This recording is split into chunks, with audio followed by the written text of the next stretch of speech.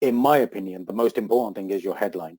Your headline, the bit that sits just under your name, is the bit that you should tell the world what you do.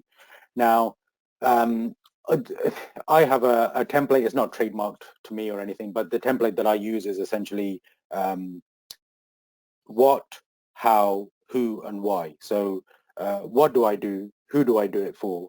How do I do it? And why they should work with me, or what do they get from working with me?